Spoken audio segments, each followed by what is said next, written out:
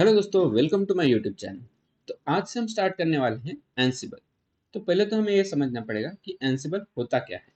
तो पहले तो हम ये समझ लेते हैं कि एंसिबल हम यूज क्यों करते हैं।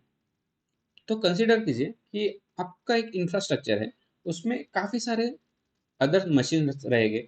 फॉर एग्जाम्पल उबंटू हो गई, सेंटोस, विंडोज, ऐसे काफी सारे। यहाँ पे मैंने एक 3 एग्जाम्पल लिए हैं।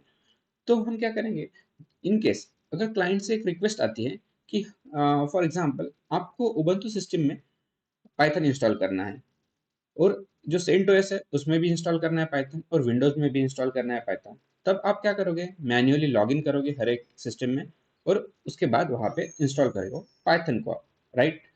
लेकिन यहाँ तो सिर्फ 3 सर्वर है। सपोज कीजिए कि 300 सर्वर है। तब आप क्या करोगे, तब हर एक सिस्टम पे जाके आपको लॉगिन करके इंस्टॉल करना, वो एक इफिशिएंट वे नहीं रहेगा। तो हम क्या करते हैं कि जो हमारा मास्टर नोड है, वहां पे हम इंस्टॉल करेंगे एंसिबल को। तो एंसिबल यहाँ पे इंस्टॉल रहेगा हमारा।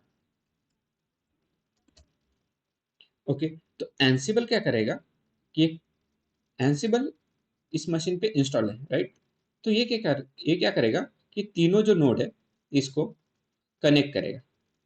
तो एंसिबल क्या करेगा कि जो नोड्स कनेक्टेड है, मतलब यहाँ पे हर एक सिस्टम है, हर एक सिस्टम में वो जाके कनेक्ट करेगा हर एक सिस्टम को, और पाइथन इंस्टॉल करेगा। सपोज अगर न्यू रिक्वेस्ट आई कि हमें पाइथन नहीं, जावा इंस्टॉल करना है, तो सेम हम क्या करेंगे, कोड में सिर्फ एंसिबल जो कोड रहेगा उसमें मॉडिफाई करेंगे, ताकि हम फिर से कनेक्ट कर सके ऑटोमेटिकली। जब हम एक बार कॉन्फ़िगरेशन ऐड कर देते हैं, तो हमें बार बार कॉन्फ़िगरेशन ऐड करने की जरूरत नहीं पड़ेगी। उस टाइम पे हमें क्या करना पड़ेगा, सिर्फ जो एंसिबल की जो स्क्रिप्ट रहेगी उसको मॉडिफाई करना रहेगा। तो जो एंसिबल स्क्रिप्ट रहती है उसको हम प्लेबुक बोलते हैं। तो ये जो प्लेबुक वगैरह है इसको हम आगे देखेंगे। तो एंसिबल क्या करेगा कि हर एक सिस्टम में लॉगिन करेगा, और पाइथन या फिर जावा जो भी रिक्वायरमेंट है उसको इंस्टॉल कर देगा। तो हर एक सिस्टम, सपोज कीजिए यहाँ पे 300 सिस्टम है ना, तो 300 सिस्टम पे जाके लॉगिन करके ऑटोमेटिकली इंस्टॉल कर देगा। यूज है हमारा एंसिबल का। तो एंसिबल क्या है, एक कॉन्फ़िगरेशन मैनेजमेंट टूल है। तो हमने, अगर इनकेस आपने मेरी प्रीवियस प्लेलिस्ट देखी होगी, तो वहां पे हमने यूज किया था टेराफॉर्म। तो टेराफॉर्म ने क्या किया था कि ये जो सिस्टम है उसको प्रोविजन किया था। प्रोविजन मतलब क्या किया था, उसने क्रिएट किया था। जो क्रिएट, डिस्ट्रॉय या अपडेट करना रहता है सिस्टम को, वो हम with the help of Terraform करते हैं। बट इनकेस आपको कुछ configuration, for example like installation या डिलीशन या कुछ भी अपडेट करना रहा, तो आप क्या करोगे, एंसिबल यूज करोगे। तो ये मेन डिफरेंस हो गया एंसिबल और टेराफॉर्म में। तो व्हाट इज एंसिबल। तो एंसिबल क्या है, एक आईटी ऑटोमेशन टूल है। मतलब जो टास्क रहते हैं ना, वो ऑटोमेट करता है, like installation and updation, deletion, एक काफी सारे मॉड्यूल्स रहते हैं, तो हम यूज कर सकते हैं उसमें। तो ये किसने क्रिएट किया है, रेड हैट एक ऑर्गेनाइजेशन है, ओपन सोर्स, उन्होंने क्रिएट किया है विद द हेल्प ऑफ, मतलब ये किस पे बेस है, तो बेस है पाइथन पे। तो इसका मेन इंपॉर्टेंस ये है कि ये इफेक्टिवली और इफिशिएंटली जो प्रोग्राम्स या कोड या जो टास्क रहते हैं वो परफॉर्म करता है। क्योंकि मैन्युअली हमें टास्क करने में काफी सारा एफर्ट लगता है, और ह्यूमन एरर्स आ सकते हैं उसमें। तो हम अब नेक्स्ट स्लाइड देखते हैं। And Ansible works on push management. Push, यहाँ पे मैंने क्या किया, मैंने यहाँ पे जब एंसिबल की स्क्रिप्ट में लिखूंगा ना, तब वो क्या करेगा कि हर एक सिस्टम में है ना, वो ऑटोमेटिकली अपडेट कर देगा।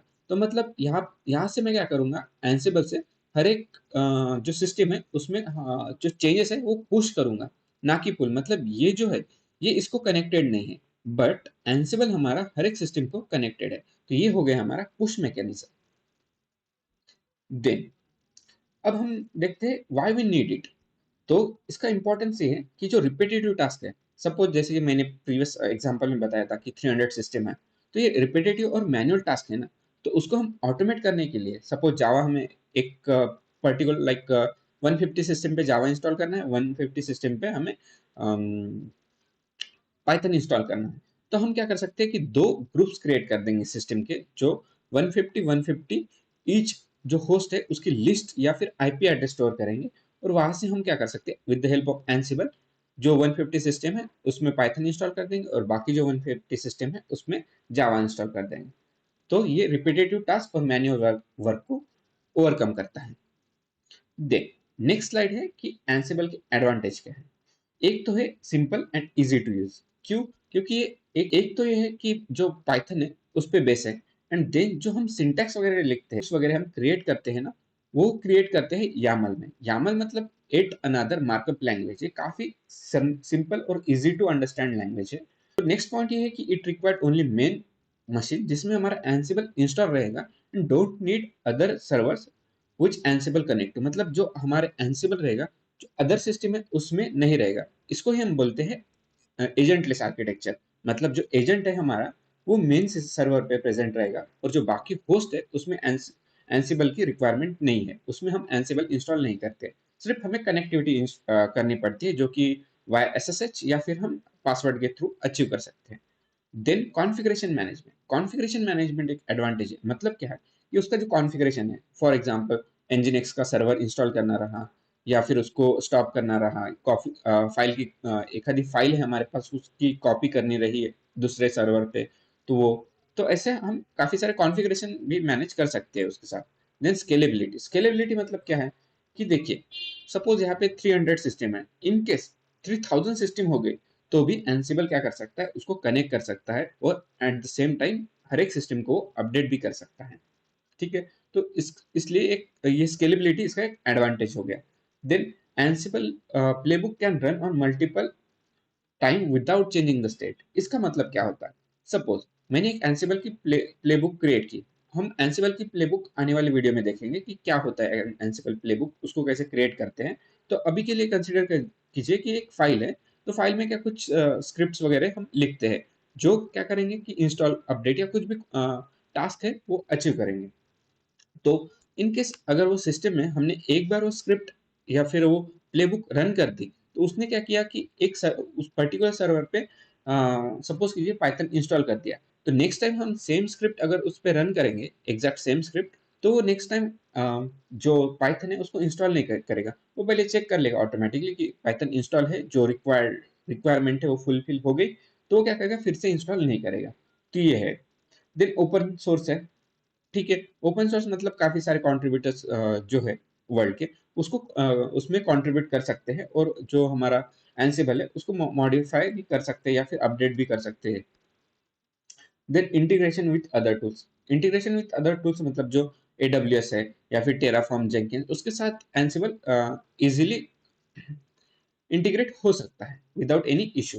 ठीक है, तो दोस्तों इस वीडियो में यहाँ तक ही।